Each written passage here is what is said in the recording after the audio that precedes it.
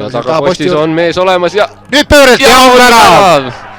Ja lööb ära siis Svjatoslav Jakovlev oma hooaja teise ilusti pöörde pealt, et on ilus värav. Jah, et Nesterovski vist peaga suutis seda palli sinna keskele natuke suunata. Ja sai Jakovlev. Ja pöörde pealt seda ilusti taha nurka väravahist eemale.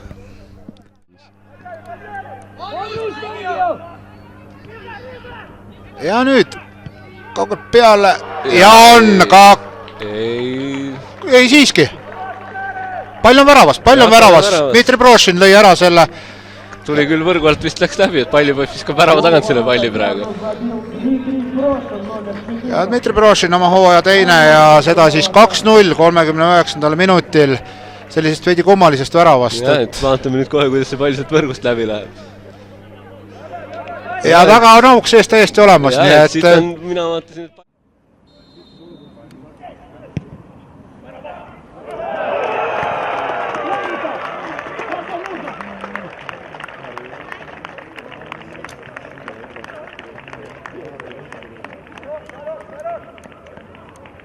Гол ворота Пярну забил Резван Умаров, номер 16.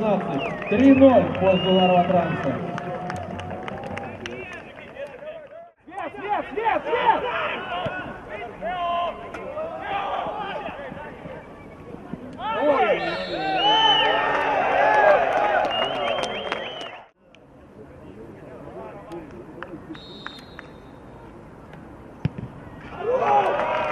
Гол ворота Пярну забил Роман Нестеровский, номер 3. 4-0 в пользу Нарватранса.